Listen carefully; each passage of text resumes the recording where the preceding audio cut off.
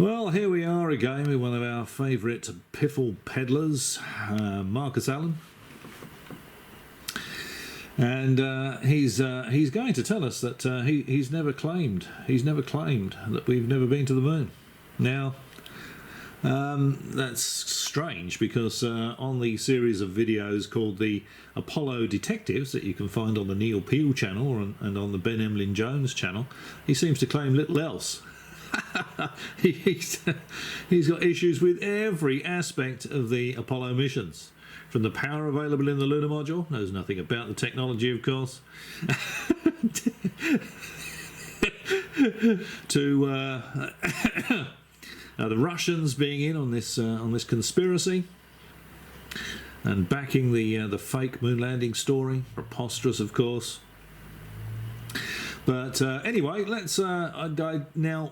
This video from the British Interplanetary Society, Anomalies in Apollo Photographs Part 3 by Marcus Allen, recorded on the 4th of the 4th 2012, was brought to my attention by Steve Palmer, who said take a look at 49 whatever, and I did, and I thought, okay, well, I thought it was worth making a video about. That was the previous video, and I'd like to thank Ennio 1968, who said actually there's a better example of Alan saying that at 8:15 or whatever it is. So I had a look at it, and I thought, yes, okay, that one's worth another video. And I thought, well, if I'm going to do a video about that, I'll just show a couple of other points that the British Interplanetary Society, I think, could have done just a little bit better. So first of all, let's hear from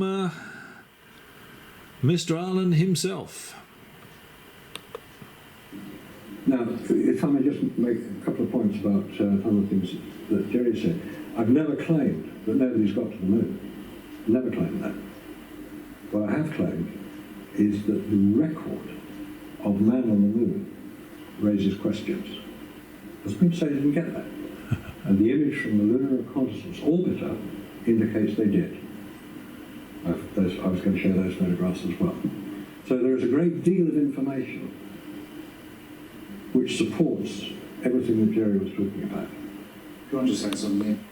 Yeah, okay. So there we have Marcus Allen in his own words, saying that he's not saying they never got to the moon. Now, is this the same man that appears on the Apollo Detectives series of videos?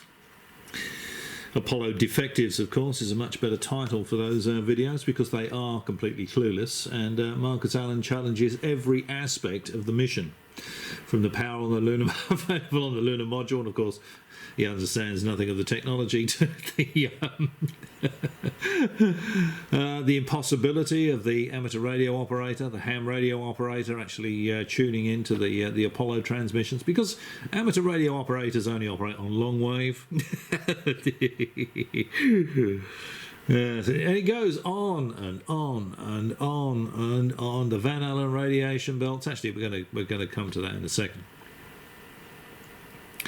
And I honestly can't get my head around why people like Marcus Allen and Ben Emlyn Jones and the other morons that are involved in the Apollo Defectives series of videos would actually challenge Van Allen himself.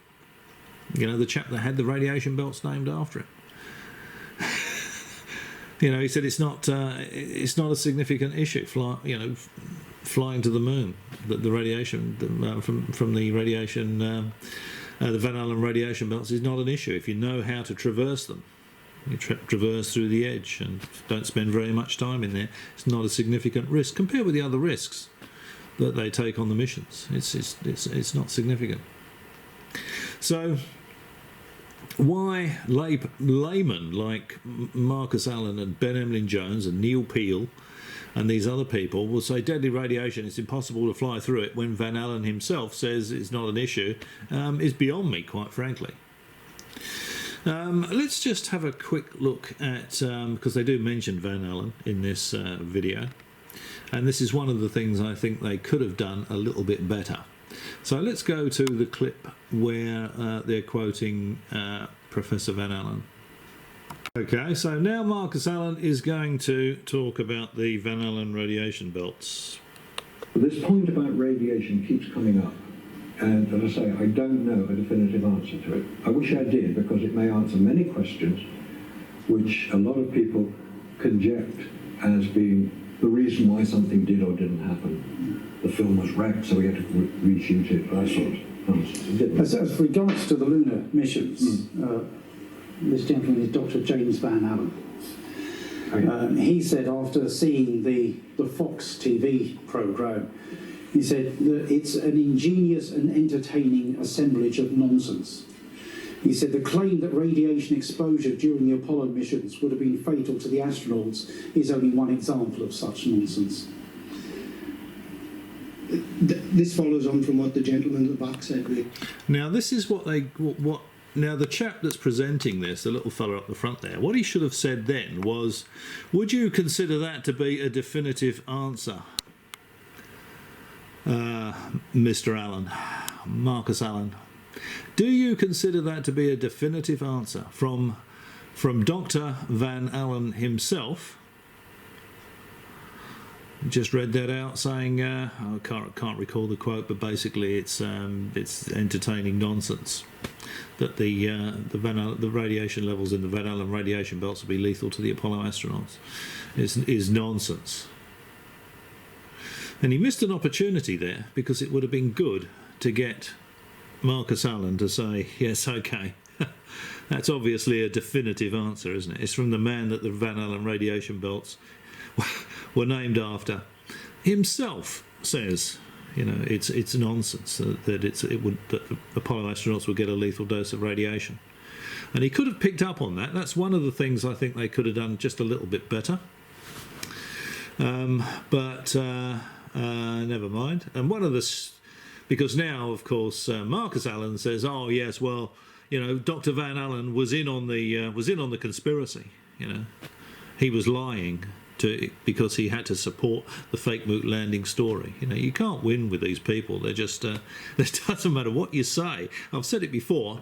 If you took them to the moon tomorrow in a spacecraft and showed them the Apollo hardware on the surface, they would say, you put that there yesterday." Because that is their narrative, and they're not going to deviate from that. It doesn't matter what evidence you present them with. They're not interested in the truth. They're not interested in evidence. All they're interested in doing is maintaining their narrative. Now, I'd be asking them why, really? Why would they want to do that? All right, now let's just move on to the next thing that I think they could have done a little better. Okay, now this is often used by Marcus Allen. This it's an image of Buzz Aldrin coming down the ladder from the LEM, and he always says how beautifully illuminated he is. Yeah, okay. Take that. Okay, I was going to take this one. It's the famous shot of Buzz Aldrin coming down the ladder. It's used a lot by people to say, well, you know, where is the light coming from? And as a professional photographer myself, it's a dead simple explanation. I think a lot of the time it's overcomplicated, but some things are very, very simple. He's simply illuminated by a vast area of lunar surface. It's as simple as that. The lunar surface in this instance is a vast reflector, reflecting the light back. Another point that wasn't really picked up was the exposure levels here. The exposure levels on the moon in bright sunlight are very, very precisely known. As a photographer, you'll know that on a bright, sunny day with a blue sky, the exposure varies very little. From about 2 hours after sunrise to 2 hours before sunset is very, very consistent. On the moon, or rather the sun, moves relatively a lot more slowly than it does on Earth. So they know the exposure levels very, very precisely. And they have a chart on top of the camera, so when they point it into the sun, there's an exact exposure level. As they point it 45 degrees, 90 degrees, those exposures are known very, very accurately. And the sun is shining all the time. So there's no problem with exposures. You can do it very, very accurately.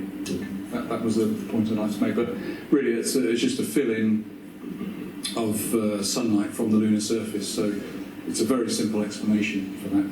Another thing is that the exposure difference you have between the shadow area and the highlight. You notice that on the lunar surface there, it's probably overexposed, maybe about 1 stop. Relative to the shadow area on the moon, on the lunar module. So it's quite a simple exposure compensation there. Thank you. Yeah, but the other thing that the thing that he didn't mention there that would have been certainly worth mentioning. I'll just go back to the actual image.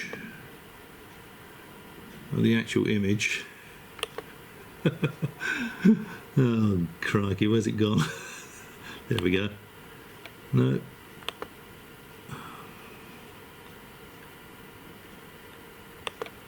Right. Well, we go back to the actual image there of Buzz Aldrin coming down the steps, and you can see he does look pretty bright there. This suit here. What they don't mention, and what it would have been very useful to mention, I think, is that the spacesuits worn by the Apollo astronauts were specifically designed to reflect something like 95% of any light falling on them, any sunlight falling on them, and this was part of the thermal protection.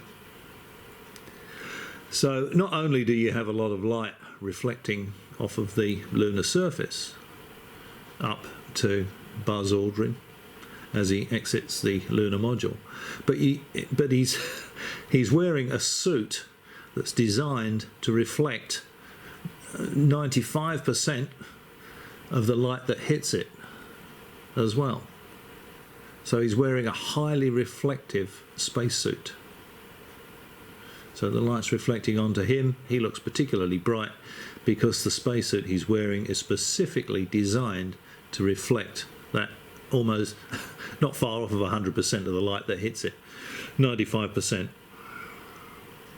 of the light that hits it as part of the sunlight that hits it, as part of the thermal protection. And I think that was another point that was well worth mentioning. I've never heard anybody mention that before with regard to that particular shot, but it's a shot that's often used, and certainly with Marcus Allen, he says, "Oh, look how beautifully lit he is," you know. I've never ever heard anybody say, well, bear in mind that these are designed to reflect, you know, something like 95%. I say something like, it might be 93%, but it's over 90% of the light that hits, sunlight that hits them, or the light that hits them. So I think that's certainly worth mentioning. And the other thing to bear in mind, and I mentioned it in the last video and probably some of the previous Apollo Defectives videos as well, is you've got people like Marcus Allen and Ben Emlyn-Jones and Neil Peel, that are laymen, that are giving their opinions on all this stuff. They say, well, you prove that the sunlight can cast shadows like that on the lunar surface. And I would say to them, you prove that it can't. It's all very well sitting there and giving a layman's opinion, saying, well, you know, sunlight wouldn't cast shadows like this. It's an opinion. Prove it. Put up or shut up. All right, well, I think that'll do for this video. It's only a short one, but I thought that was worth just pointing out those couple of points there that I think that the British Interplanetary Society could have sort of expanded on a bit. And of course, Marcus Allen, in his own words, telling us the exact opposite of what he tells us during every single appearance on the Apollo Detectives and every other video I've seen of Marcus Allen. As always, if you've struggled all the way through this video to this point, thanks for watching, and maybe I'll catch you again.